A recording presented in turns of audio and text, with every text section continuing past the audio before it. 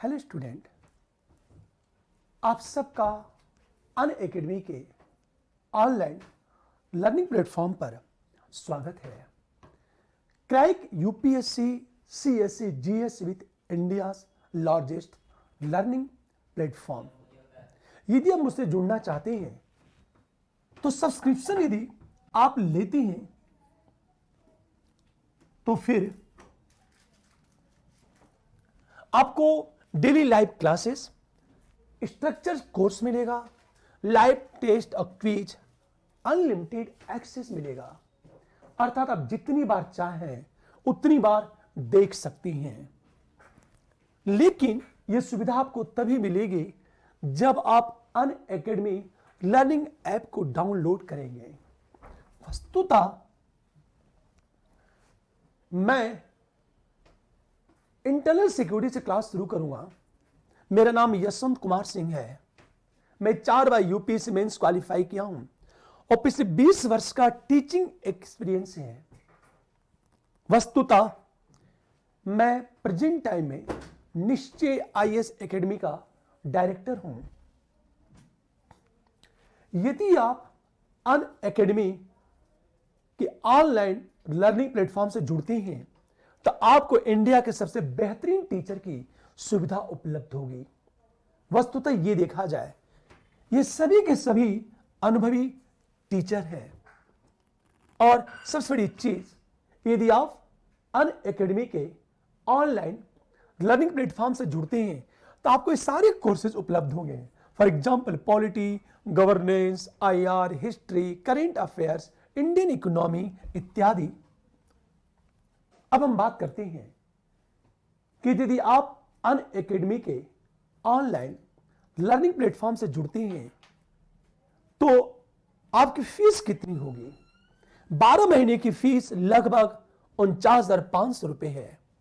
लेकिन यदि आप निश्चय का रेफरल कोड का उपयोग करते हैं तो आपको 10% डिस्काउंट मिलेगा। अर्थात 44,550 रुपए इसकी फीस होगी।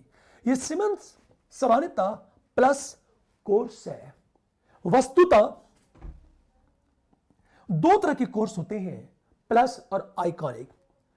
आइकॉनिक की फीस थोड़ी सी ज्यादा है, लेकिन इसका यह लाभ है कि आइकॉनिक में आपको पर्सनल कोच मिलेगा, daily mains, quiz and practice, study planner और पर्सनलाइज्ड फीडबैक की सुविधा उपलब्ध होगी, जो आपके सिलेक्शन में एक बड़ी भूमिका निभा सकता है।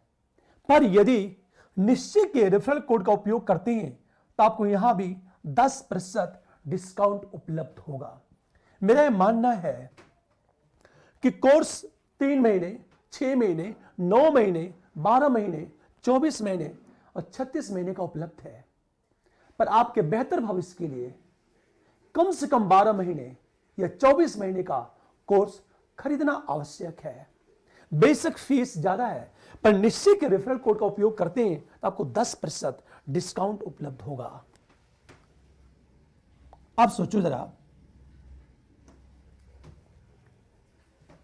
इस अनअकैडमी के ऑनलाइन लर्निंग प्लेटफॉर्म पर आपको ऑप्शनल का कोर्स भी उपलब्ध है। जो भी फीस है, यदि निश्चय के रेफरल कोड का उपयोग करते हैं तो आपको 10% डिस्काउंट उपलब्ध होगा। अब हम आते हैं सीधे टॉपिक पर। आज मैं शुरुआत करूंगा इंटरनल सिक्योरिटी। लेकिन इंटरनल सिक्योरिटी को पढ़ने से पहले हम लोग कुछ शब्दों पर चर्चा करेंगे और मैं ये बताना चाहता हूं कि मैं किस तरह पढ़ाऊंगा, मेरा टीचिंग मेथड क्या होगा। मैं सबसे पहले शब्द को बताता हूं कि शब्द की मीनिंग क्या है। कारण यह है कि कई बार यूपीएससी शब्द की मीनिंग पर प्रश्न पूछता है और अनेक ऐसे स्टूडेंट हैं जो उन प्रश्नों को सॉल्व नहीं कर पाते। दूसरी चीज, जितने भी प्रश्न बन सकते हैं उन सारे प्रश्नों को मैं उठाऊंगा और एक एक चीज को मैं डायग्राम के माध्यम से समझाने की कोशिश करूंगा। अब देखो, आज हम लोग शुरुआत करेंगे इंटरनल सिक्योरिटी। लेकिन इंटरनल सिक्योरिटी से पहले एक प्रश्न उठा, सिक्योरिटी का मतलब क्या होता है? हम सुरक्षा कहते किसे हैं? हमेशा ध्यान दो इस बात को। सुरक्षा का सामान्य अर्थ होता है डर का अभाव, अर्थात किसी तरह का कोई डर ना हो, और दूसरी तरफ अधिकारों का उपयोग आसानी से हो सके। फॉर एग्जाम्पल, यदि मैं सुरक्षित हूं या जिस समाज में मैं रहता हूं, यदि वहां सिक्योरिटी है, सुरक्षा है, तो इसका अर्थ यह है कि मेरे अंदर डर का अभाव होगा, क्योंकि समाज में डर होगा ही नहीं। और संविधान के द्वारा जो अधिकार मुझे उपलब्ध है, मैं उसका उपयोग बेहतरीन तरीके से करूंगा। वस्तुतः समाज कितना सुरक्षित है और वहां रहने वाले लोग कितने सुरक्षित हैं, इस बात का निर्धारण इस बात से होता है, इस आधार पर होता है कि वह डर का माहौल है या नहीं है। यदि डर का माहौल है तो लोग अपने अधिकारों का उपभोग नहीं कर पाते, परिणामतः उनके व्यक्तित्व का विकास बाधित हो जाता है। अब सोचो, जब इस सुरक्षा की बात करेंगे तो दो चीज, एक एक्सटर्नल सिक्योरिटी और दूसरा है इंटरनल सिक्योरिटी, जिसकी बात चल के हम लोग आगे कहेंगे। लेकिन इस पर चर्चा करने से पहले हम लोग कुछ शब्दों पर चर्चा करेंगे। कारण यह है कि उन शब्दों का प्रयोग बार बार होगा और कई बार यूपीएससी उन शब्दों से प्रश्न पूछता है। जैसे सबसे पहले मैं बात करूं कि राज्य क्या है, हम राज्य कहते किसे हैं? इंटरनल सिक्योरिटी का राज्य से क्या संबंध है? आखिर एक स्टेट में इंटरनल सिक्योरिटी का मुद्दा क्यों उठा? राज्य, यदि हम राज्य की बात करें तो राज्य की समान परिभाषा दी जाती है। समान परिभाषा कि जब हम राज्य की बात करेंगे तो राज्य उसे कहते हैं जिसका एक निश्चित भूभाग हो,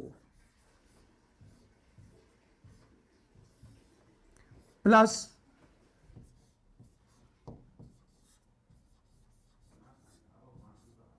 संप्रभुता,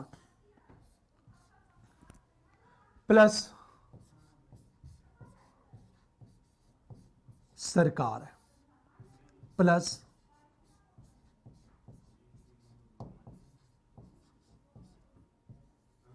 जनसंख्या। ध्यान देने इस बात को, जब हम राज्य की बात करते हैं, स्टेट की बात करते हैं, तो स्टेट का सामान्य अर्थ क्या है? मैं इन शब्दों की मीनिंग इसलिए बता रहा हूं कि इंटरनल सिक्योरिटी को अच्छे तरीके से तभी समझा जा सकता है जब शब्द की मीनिंग क्लियर हो। मैंने ये कहा, जब स्टेट की बात करते हैं तो सबसे पहले स्टेट का भूभाग होना चाहिए, एक निश्चित भौगोलिक क्षेत्र होना चाहिए। दूसरी चीज, उसकी अपनी एक संप्रभुता होनी चाहिए। तीसरी चीज, सरकार होना चाहिए। और चौथी बात, पॉपुलेशन, हम जनसंख्या की बात करें।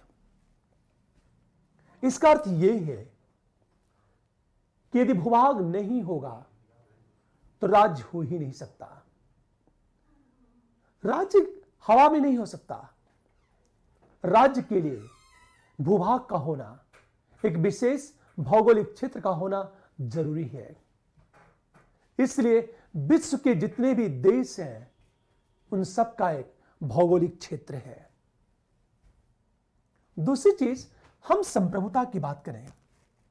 संप्रभुता, संप्रभुता कहते किसे हैं, अभी हम बात करेंगे। हमेशा ये जो है संप्रभुता की बात की जाए, हम सरकार की बात करेंगे और जनसंख्या की बात करेंगे। यदि हम संप्रभुता की बात करें,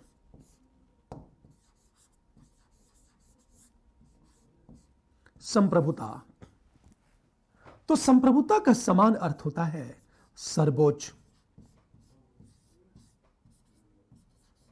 सत्ता। देखो आप, संप्रभुता की बात करें, संप्रभुता का समान अर्थ होता है सर्वोच्च सत्ता, अर्थात जो किसी के अधीन ना हो,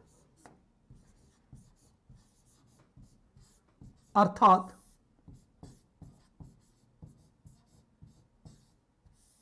किसी की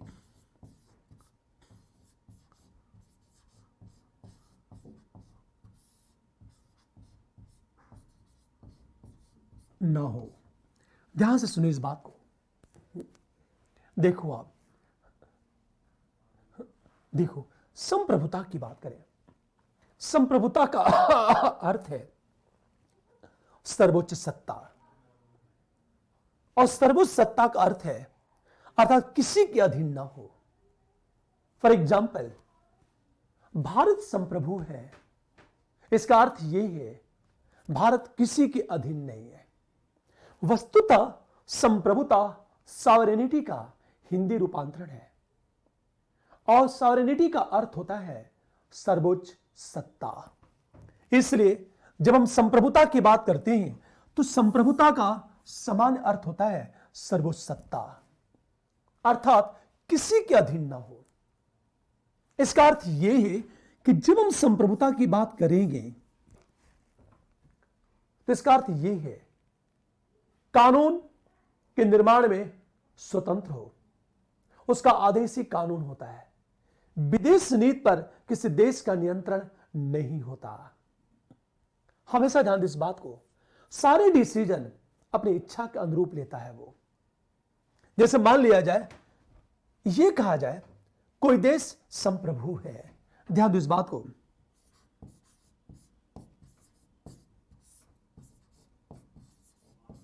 कोई देश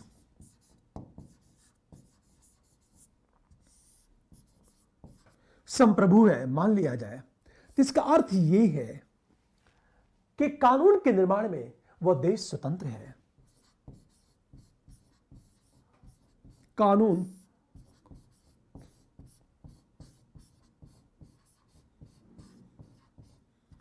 के निर्माण में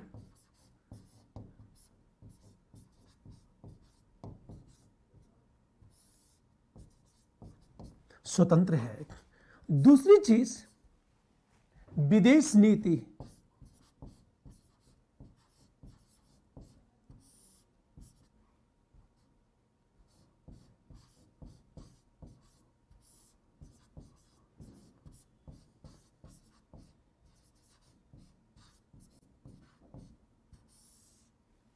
निर्धारण में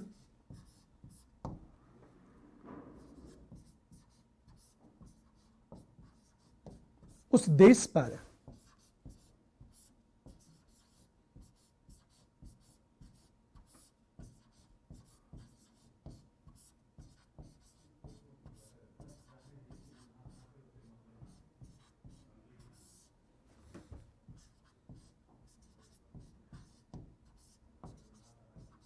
पूरी बात ध्यान देने इस बात को।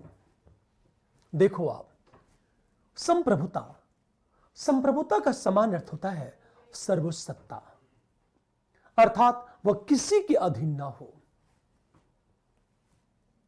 यदि यह कहा जाए कि कोई देश संप्रभु है, कोई देश संप्रभु है, इसका अर्थ यह है कि कानून के निर्माण में वह देश स्वतंत्र है। हमेशा ध्यान दें इस बात को, अर्थात जब वो देश कानून का निर्माण करता है तो उस पर किसी दूसरे देश का नियंत्रण नहीं है। हम दूसरी चीज, विदेश नीति के निर्धारण में उस देश पर दूसरे देश का दबाव नहीं है। और हम तीसरी चीज बात करें, वैश्विक समझौतों का अनुपालन करने के लिए वह देश स्वतंत्र है।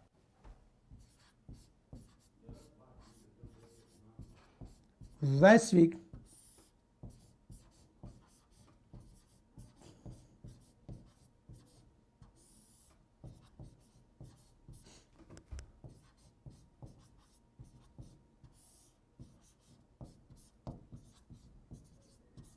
वह देश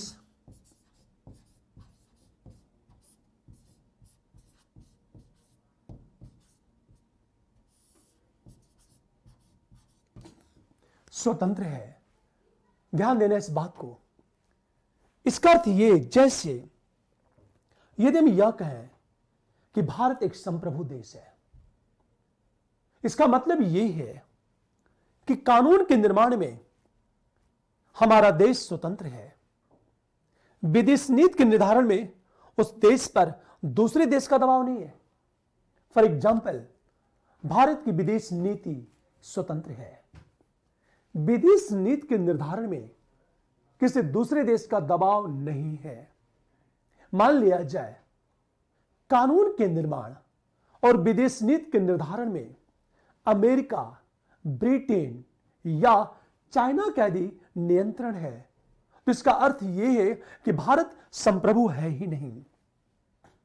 और तीसरी चीज, जो भी ग्लोबल एग्रीमेंट हो रहा है, वैश्विक समझौते हो रहे हैं, उसके पालन में वह देश स्वतंत्र है। फॉर एग्जाम्पल, हम विदेश नीति का अनुपालन करें कि ना करें, समझौते का अनुपालन करें कि ना करें, यह मेरे ऊपर निर्भर है। मैं स्वतंत्र हूं। यदि मैं स्वतंत्र हूं, इसका अर्थ यह है कि मैं संप्रभु हूं। अब हमेशा ध्यान दो इस बात को। सबसे बड़ी चीज तो यह है कि कब किसी देश को संप्रभु कहा जाता है। मान लिया जाए हम पाकिस्तान की बात करें,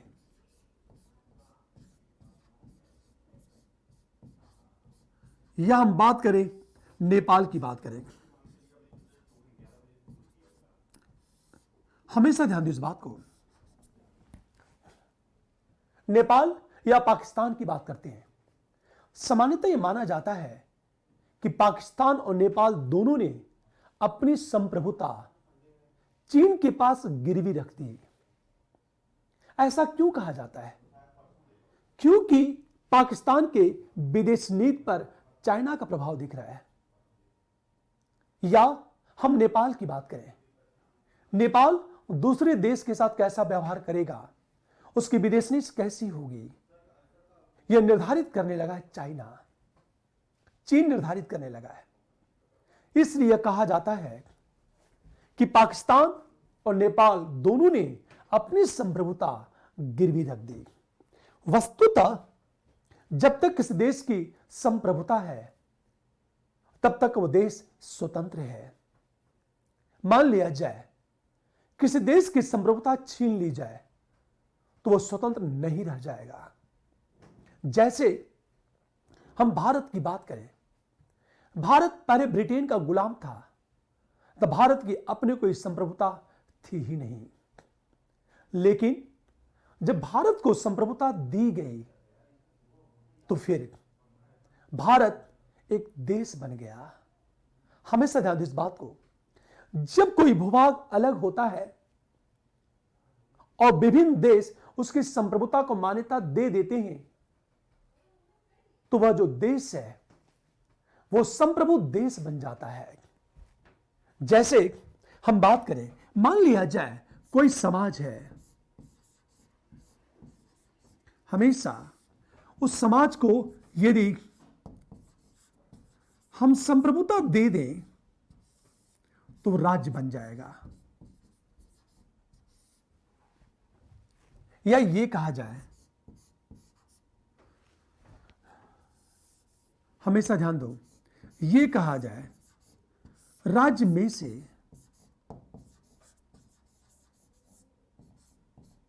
संप्रभुता निकाल दी जाए, तो वो समाज बन जाएगा। राज्य और समाज में बेसिक डिफरेंट यही है। जब किसी समाज को संप्रभुता दे दी जाती है तो राज्य बन जाता है, और या राज्य में से संप्रभुता ले ली जाती है तो वह समाज बन जाता है। समाज और राज्य में बेसिक डिफरेंट ये है। जैसे स्वतंत्रता से पहले भारत एक समाज था, न कि राज्य, क्योंकि भारत की अपनी कोई संप्रभुता नहीं थी। जैसे हम ये कहें कि एक तो 14 अगस्त 1900, हम 47 की बात करें, आप दूसरी बात करें, हम लोग 15 अगस्त 1900, हम 47 की बात करें। एक बात ध्यान देने इस बात को, 14 अगस्त 1947 को भारत एक समाज था। भारत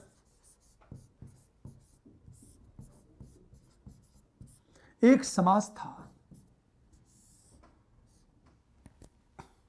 लेकिन 15 अगस्त 1947 को जब भारत स्वतंत्र हुआ तो भारत को संप्रभुता मिल गई, और ज्यों भारत को संप्रभुता मिली, भारत एक देश बन गया। इसका मतलब यह है, भारत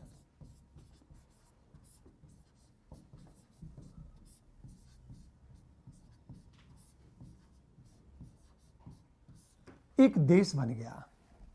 हमेशा ध्यान दो इस बात को। इसका अर्थ यह है कि स्वतंत्रता से पहले भारत एक समाज था, क्योंकि भारत की अपनी कोई संप्रभुता नहीं थी, बल्कि भारत ब्रिटेन का गुलाम था। यह भारत ब्रिटेन का उपनिवेश था। इसलिए भारत को राज्य का दर्जा नहीं दिया गया। लेकिन जब भारत स्वतंत्र हुआ 15 अगस्त 1947 को, तो भारत को संप्रभुता दे दी गई। जब उसे संप्रभुता मिली तो वो देश बन गया। जैसे जब बांग्लादेश स्वतंत्र हुआ, ध्यान देना, पहले बांग्लादेश पाकिस्तान का भाग था, लेकिन जब बांग्लादेश स्वतंत्र हुआ तो भारत ने बांग्लादेश की संप्रभुता को मान्यता दे दी। जब भारत ने बांग्लादेश की संप्रभुता को मान्यता दी तो बांग्लादेश एक देश बन गया।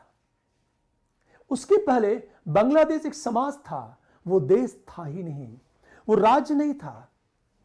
क्योंकि राज्य कहलाने की जो शर्त होती है, राज्य कहलाने की जो शर्त है कि संप्रभुता होनी चाहिए। यदि संप्रभुता नहीं है तो फिर वो राज्य है ही नहीं। सामान्यतः यह आरोप लगता है कि दुनिया के विकसित देश गरीब देशों पर अपनी शर्तें थोपते हैं।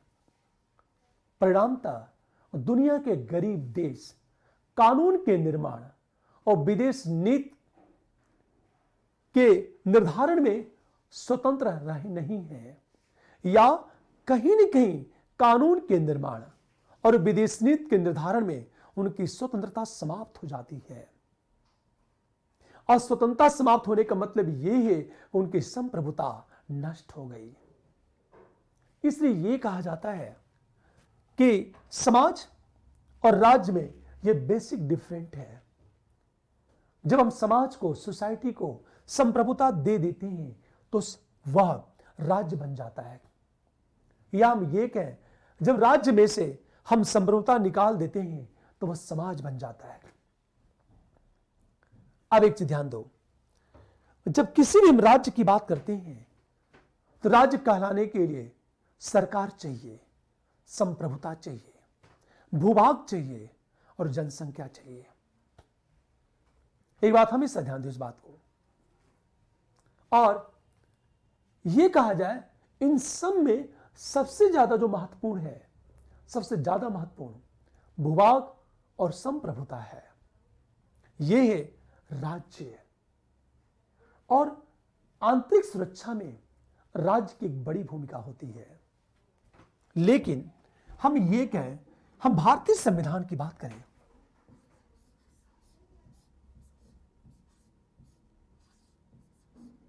अब एक चीज सोचो आप,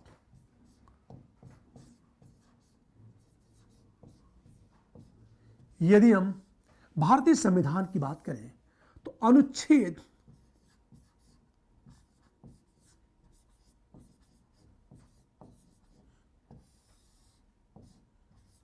12, अनुच्छेद 12 में राज्य की परिभाषा कुछ और दी गई है। पूरी बात ध्यान दो। यदि हम इंडियन कॉन्स्टिट्यूशन की बात करें, भारतीय संविधान की बात करें, तो अनुच्छेद 12 में राज्य की परिभाषा दी गई है।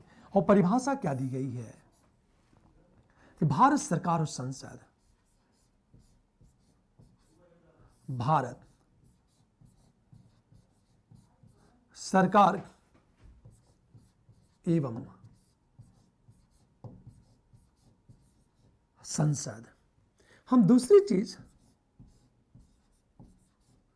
राज्य सरकार एवं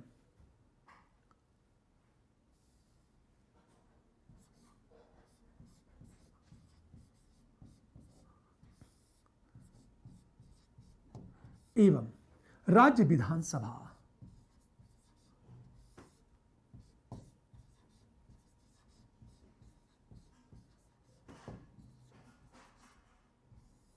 राज्य विधानमंडल।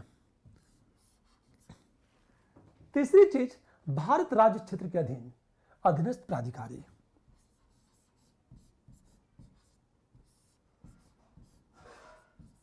राज्य क्षेत्र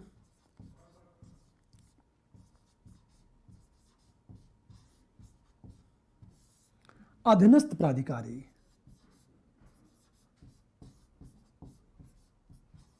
अधीनस्थ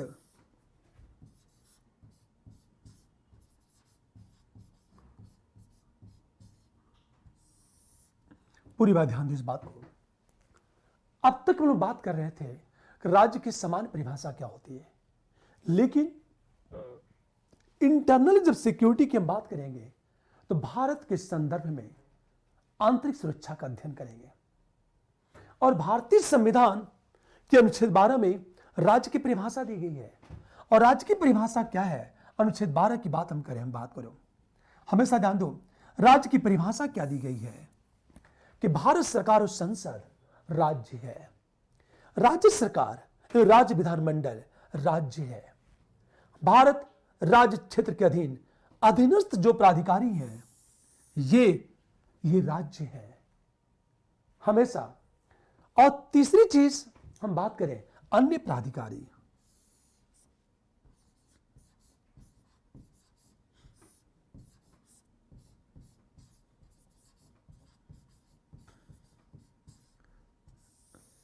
हमेशा ध्यान दो, अधीनस्थ प्राधिकारी, अन्य प्राधिकारी, ये सब राज्य के अधीन आते हैं।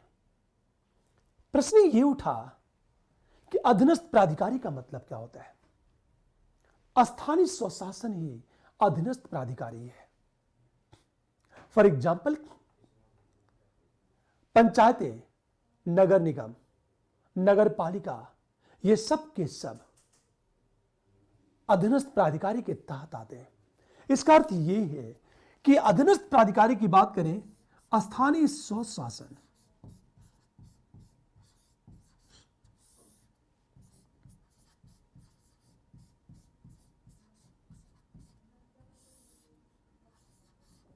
अब एक चीज ध्यान दो इस बात को, ये जो स्थानीय स्वशासन है ये अधीनस्थ प्राधिकारी में आते हैं। और स्थानीय स्वशासन में हम पंचायतों की बात करेंगे, नगर पालिका की बात करेंगे, नगर निगम की बात करेंगे। प्रश्न ये उठा कि अन्य प्राधिकारी में कौन आएगा। पूरी बात ध्यान दो, अनुच्छेद 12 और अनुच्छेद 36 में राज्य की परिभाषा दी गई है। जैसे मैंने कहा, भारत सरकार और संसद एक राज्य है, एक आईएएस एक राज्य है, एक आईपीएस एक राज्य है। आप जब डीएम बनोगे तो आप राज्य कहलाओगे। यदि डीएम कोई विचार व्यक्त करता है, मीडिया को संबोधित करता है, तो इसका अर्थ यह है कि एक राज्य संबोधित कर रहा है। यदि एक आईपीएस ने गोली चलाने का आदेश दिया और 10 लोगों की मौत हुई, तो इसका अर्थ यह है कि आईपीएस एक राज्य है, और यदि आईपीएस ने गोली चलाने का आदेश दिया और 10 लोगों की मौत हुई, इसका अर्थ यह है कि राज्य ने गोली चलाने का आदेश दिया और 10 लोगों को राज्य ने मार दिया। इसलिए जब मुआवजा की बात की जाती है तो पब्लिक फंड से मुआवजा दिया जाता है। हमेशा ध्यान दो, जैसे मैंने कहा कि अभी आप सामान्य व्यक्ति हो, पर जब आपका आईएएस में सिलेक्शन होगा, आप आईएएस बनोगे, तब राज्य बन जाओगे। मान लिया जाए आपकी पोस्टिंग मंडे को होती है सुबह 10 बजे, तो जो 10 बजे आपकी पोस्टिंग हुई, आपको पावर मिला, आप राज्य बन जाओगे, और जिस दिन रिटायर हो जाओगे उस दिन तक राज्य रहोगे। रिटायरमेंट के बाद आप एक सामान्य व्यक्ति बन जाओगे, आप राज्य नहीं रह जाओगे। तो जब अपने कार्यकाल के दौरान आप राज्य हो, सिलेक्शन से पहले आप सामान्य व्यक्ति हो, रिटायरमेंट के बाद भी आप सामान्य व्यक्ति बन जाओगे। राज्य, एक मंत्री एक राज्य है, एक ब्यूरोक्रेट एक राज्य है। आप ध्यान से सुनिए इस बात को। ऐसे अनेक ऐसे संस्थाएं हैं, अनेक ऐसे प्राधिकारी हैं जिन्हें कानून के निर्माण का अधिकार है और कानून के क्रियान्वयन का अधिकार है, और जिससे कानून के निर्माण का अधिकार है या कानून के क्रियान्वयन का अधिकार है, वो सब के सब राज्य कहलाते हैं। इसलिए देखा जाए तो आप आईएएस बनने की जो कोशिश कर रहे हो, एक दृष्टि से आप राज्य बनने की कोशिश कर रहे हो, क्योंकि भारत सरकार है। मैंने कहा राष्ट्रपति एक राज्य है, पीएम एक राज्य है, मंत्री एक राज्य है, क्योंकि मंत्री, पीएम और राष्ट्रपति ये सब के सब भारत सरकार कहलाते हैं। आपने इनकी गाड़ियों को आगे देखा होगा, भारत सरकार। सीएम मुख्यमंत्री, मंत्री की बात करें, जितने भी स्टेट स्तर के सेक्रेटरी हैं, सचिव हैं, जो एसडीएम है, वो सब के सब राज्य सरकार के तहत आते हैं। और राज्य सरकार एक राज्य है, हमेशा ध्यान दो। एसडीएम और डिप्टी एसपी एक राज्य है। जितने भी सबऑर्डिनेट वर्कर्स हैं, वो सब के सब स्टेट कहलाते हैं, राज्य कहलाते हैं। और राज्य विधानमंडल भी राज्य है, क्योंकि राज्य विधानमंडल कानून का निर्माण करता है, और हर वह संस्था जो कानून का निर्माण करती है वो राज्य कहलाती है।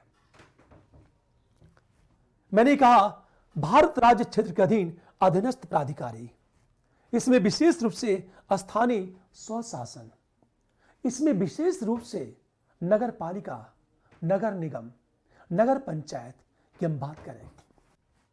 लेकिन प्रश्न उठा, अन्य प्राधिकारी में कौन आएगा? जब अन्य प्राधिकारी की हम बात करते हैं तो दो चीजें, हर वह संस्था या संगठन जिसका गठन संविधान द्वारा या संसदीय अधिनियम के द्वारा हुआ है, हमेशा ध्यान दो, हर वह संस्था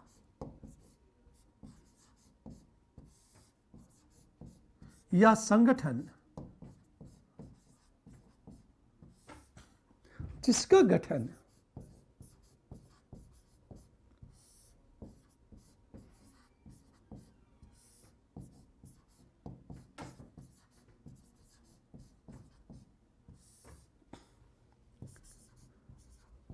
संविधान द्वारा या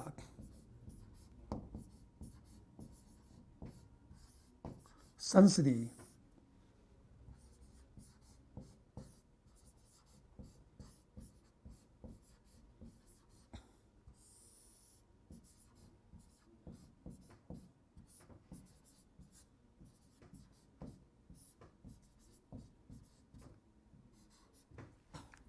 एक चीज ध्यान देना इस बात को, अन्य प्राधिकारी किसे कहते हैं?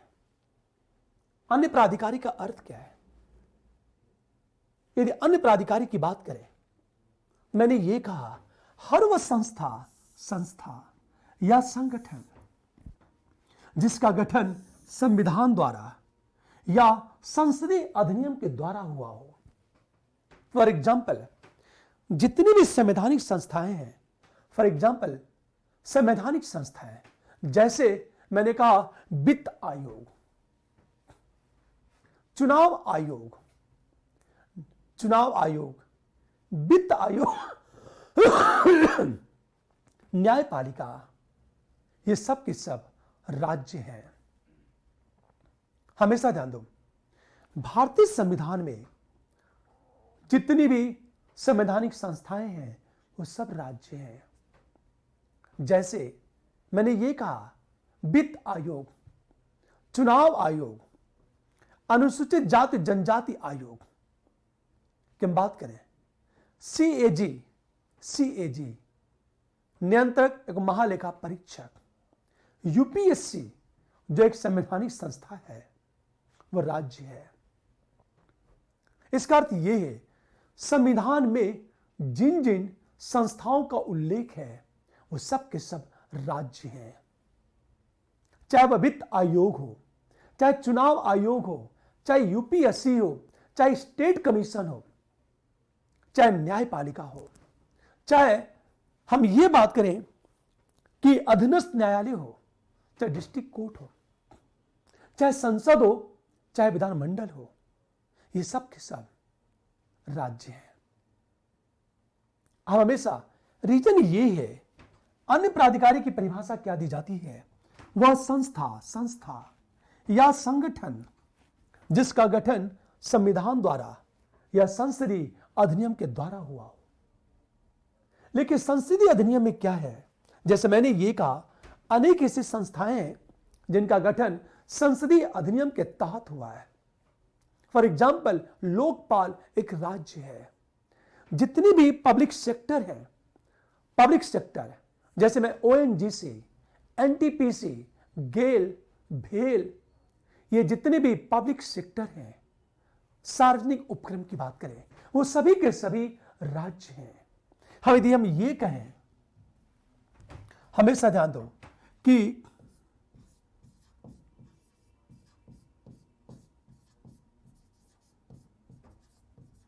विश्वविद्यालय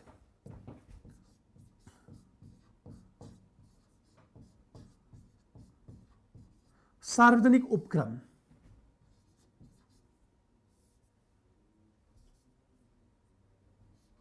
सार्वजनिक उपक्रम राज्य है। पूरी बात ध्यान देना, ये अन्य प्राधिकारी के तथ्य ये है, विश्वविद्यालय सार्वजनिक उपक्रम राज्य है, पब्लिक सेक्टर भी राज्य है। प्रश्न ये उठा, इस पब्लिक सेक्टर कहते किसे हैं? यदि हम पब्लिक सेक्टर की बात करें तो पब्लिक सेक्टर का अर्थ है ऐसे सेक्टर जिसमें सरकार की पूंजी लगी हो, जिसमें कर्मचारियों की नियुक्ति सरकार करे, जो सरकार के उद्देश्यों को पूरा करती हो। सिंपल चीजें जिसमें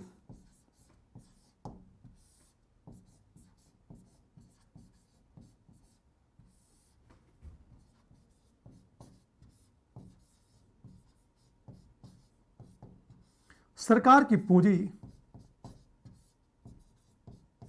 लगी हो। हम दूसरी चीज बात करें जिसमें सरकार की पूंजी लगी हो,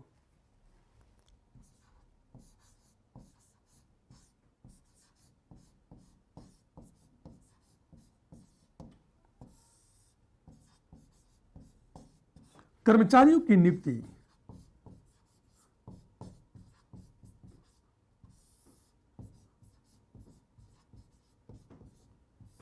सरकार द्वारा हो।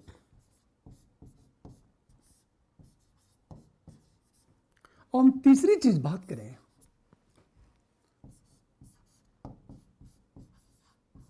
संगठन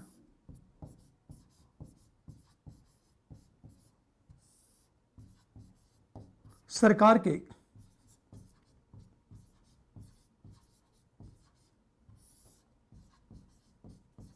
उद्देश्य को पूरा करे।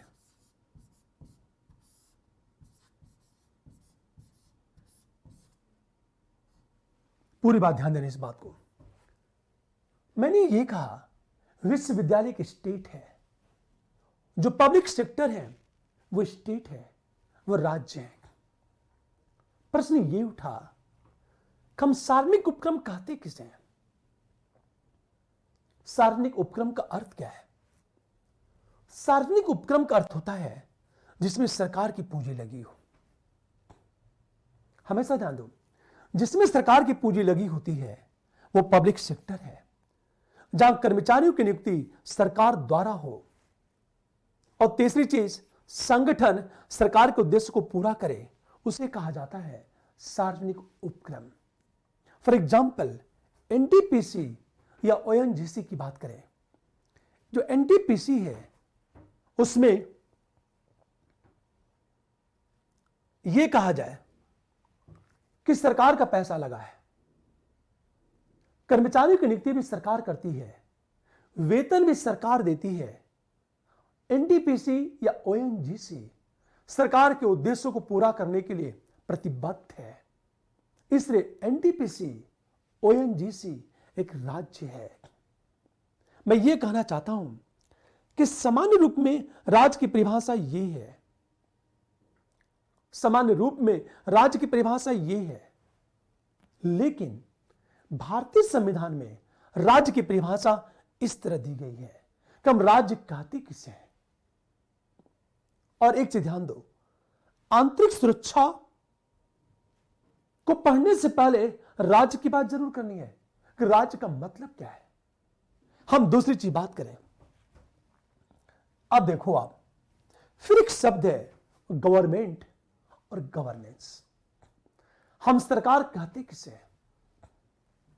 हम सरकार उसे कहते हैं जो कानून का निर्माण करती हो और कानून का क्रियान्वयन करती हो। कानून का निर्माण और कानून का क्रियान्वयन करने वाली संस्था ही सरकार कहलाती है। अब देखो, आप हम जब सरकार की बात करेंगे तो सरकार का अर्थ क्या है? ध्यान देने इस बात को।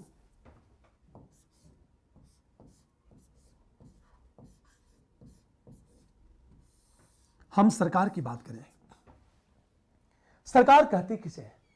हम गवर्नमेंट कहते किसे हैं? ऐसी संस्था जिसे कानून के निर्माण का अधिकार हो और कानून का क्रियान्वयन करती हो। इसका मतलब ये है कि कानून का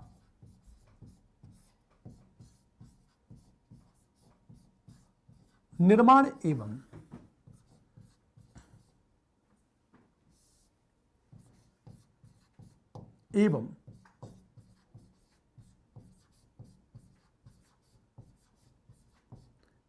क्रियान्वयन करने वाली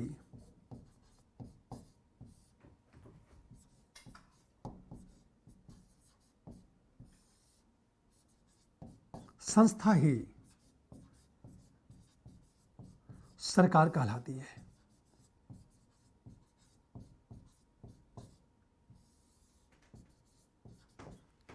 हमेशा ध्यान दो, सरकार, जब हम सरकार की बात करेंगे तो सरकार एक ऐसी संस्था होती है जो कानून का निर्माण करती है, या हम ये कहें कानून का क्रियान्वयन करती है। तो कानून का निर्माण और क्रियान्वयन करने वाली संस्था ही सरकार कहलाती है। इसे कहते हैं गवर्नमेंट। जैसे मैंने कहा भारत सरकार और राज्य सरकार, मैंने ये कहा कि जितने भी ब्यूरोक्रेट हैं वो सब के सब भारत सरकार के पार्ट हैं। भारत सरकार की बात करें, पूरा मंत्रिमंडल, पीएम, राष्ट्रपति, ये भारत सरकार के पार्ट हैं। ये राज्यपाल, मुख्यमंत्री की बात करें, ये राज्य सरकार के पार्ट हैं, उनके अंग हैं। एसडीएम और डिप्टी एसपी, ये सब के सब सरकार हैं। इस आपने देखा होगा डीएम की गाड़ी के आगे लिखा रहता है भारत सरकार, और एसडीएम की गाड़ी के आगे लिखा रहता है राज्य सरकार। तो सरकार का अर्थ क्या है? कानून का निर्माण एवं क्रियान्वयन करने वाली संस्था ही सरकार कहलाती है। यह अलग चीज है कि जब हम सरकार की बात करेंगे तो सरकार कैसी होती है, सरकार का मतलब क्या चीज है, हमेशा ध्यान दीजिए बात। लोक कल्याणकारी सरकार की बात की जाए या हम बात करें निरंकुश सरकार की बात करें, सिंपल चीज है। जब हम सरकार की बात करेंगे तो दो बातें हैं, एक लोक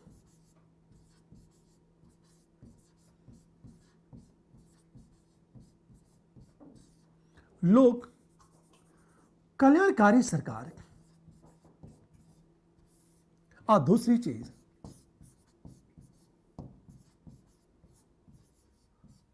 हम निरंकुश सरकार की बात करें। हमेशा ध्यान इस बात को, लोक कल्याणकारी सरकार का अर्थ यही है ऐसी सरकार जो लोक कल्याण के प्रति प्रतिबद्ध हो, हमेशा जिसका एकमात्र उद्देश्य होगा जनता का कल्याण। वस्तुतः लोक कल्याणकारी सरकार जन कल्याण के प्रति प्रतिबद्ध होती है और ये वेलफेयर स्टेट कल्याणकारी राज्य की अवधारणा को मूर्त रूप देती है। ये जो निरंकुश सरकार है, ये जो निरंकुश सरकार है, यहां शक्तियों का केंद्रीकरण होता है और जन कल्याण का अभाव होता है। दोनों में बेसिक डिफरेंट ये है। अलग चीज है, आपसे क्वेश्चन पूछा जाएगा कि आंतरिक सुरक्षा के लिए लोक कल्याणकारी सरकार चाहिए न कि निरंकुश सरकार। आप सोचो, ये जो लोक कल्याणकारी सरकार है, यहां सबसे बड़ी चीज क्या होती है? जन कल्याण प्राथमिक होता है।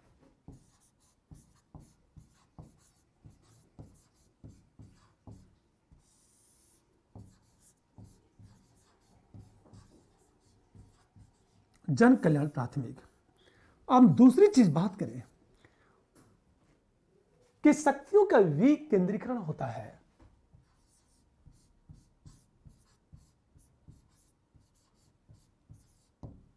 शक्तियों का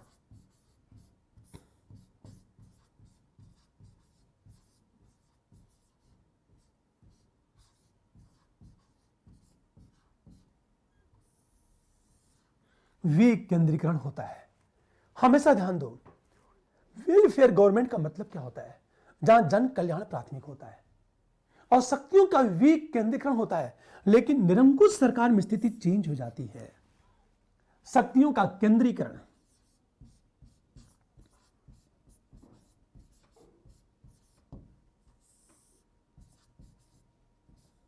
का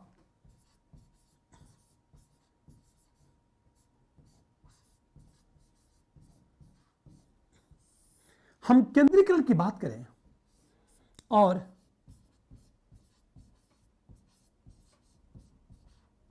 जन कल्याण की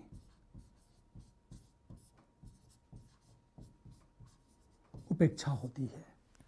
ये सरकार की बात करें हम लोग, ये बहुत ही बेसिक शब्द है और इसके बिना हम प्रश्नों का जवाब नहीं दे पाएंगे।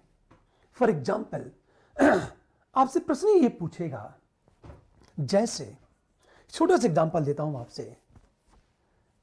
ये कहा जाता है कि जैसे हम इस तरह बातें करें, मान लिया जाए ये ग्राफ है,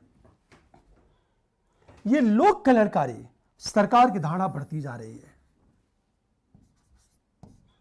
लोक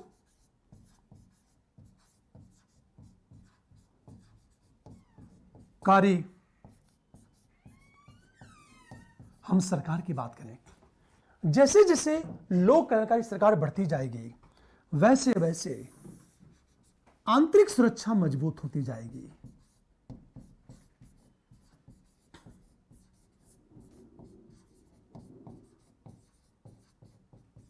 हम मजबूत की बात करें, इस ग्राफ को देखो आप, यदि डेमोक्रेटिक या वेलफेयर गवर्नमेंट का लगातार विस्तार और विकास हो रहा है तो इंटरनल सिक्योरिटी लगातार मजबूत होती जाएगी। मान लिया जाए, हम ये बात करें यदि कि मान लिया जाए ये लगातार जो है गिरता जा रहा है, अचानक ग्रोथ हुआ, फिर इसका ग्राफ नीचे गिर गया। यदि ग्राफ नीचे गिरेगा तो उसी अनुपात में क्या होगा, आंतरिक सुरक्षा मजबूत होगी, पुनः लगातार कमजोर होती चली जाएगी। इसका अर्थ यह है कि लोक कल्याणकारी सरकार और आंतरिक सुरक्षा ये दोनों समानांतर चलते हैं। आपसे प्रश्न क्या पूछेगा, आप प्रश्न ये नहीं पूछेगा आपसे यूपीएससी, गवर्नमेंट की कोई पॉलिसी आई, अब वो पॉलिसी या बजट इसे प्रमोट कर रही है, तो पूछेगा क्या यूपीएससी, हाल ही में सरकार ने बजट में यह योजना लॉन्च की है, इन्वर्टेड कामा, इस कथन के आलोक में आंतरिक सुरक्षा के भविष्य का विश्लेषण करें, मतलब इंटरनल सिक्योरिटी का भविष्य कैसा होगा। और यदि यह पता है कि बजट में गवर्नमेंट की कौन कौन सी योजनाएं हैं जो जन कल्याण को प्रमोट कर रही है। फॉर एग्जाम्पल, मान लिया जाए गवर्नमेंट ने यह कह दिया फ्री एजुकेशन या फ्री हेल्थ, जैसे आयुष्मान भारत की बात करें, हमेशा ध्यान दें इस बात को। आपसे प्रश्न क्या पूछेगा कि आयुष्मान भारत बेशक सरकार पर एक आर्थिक दबाव है, लेकिन आंतरिक प्रबंधन को बनाए रखने में सरकार को सहूलियत प्रदान करता है। इस कथन की समीक्षा करें, नो वर्डन, डिस्क्राइब नहीं, वो पूछना यूपीएससी बंद कर चुका है। या तो रिव्यू, या तो इवैल्यूएशन, या तो क्रिटिकली एग्जामिन की बात करेगा यूपीएससी, आलोचनात्मक परीक्षण की बात करेगा। और यूपीएससी के जितने भी प्रश्न हैं वो केवल शब्दों से पूछे जा रहे हैं, जिसकी बात चल के हम आगे करेंगे। ये गवर्नमेंट, फिर हम बात करेंगे गवर्नेंस क्या है और गवर्नेंस क्यों जरूरी है। आज पूरी दुनिया में गवर्नेंस की वकालत क्यों की जा रही है, गवर्नेंस और गवर्नमेंट में बेसिक डिफरेंट क्या है। प्रेजेंट टाइम में किसान लगातार आंदोलन कर रहे हैं, पर यह जो कृषक आंदोलन है उसको सीधे यूपीएससी इंटरनल सिक्योरिटी से इंटरलिंक कर देगा, जिसकी बात हम लोग आगे करेंगे।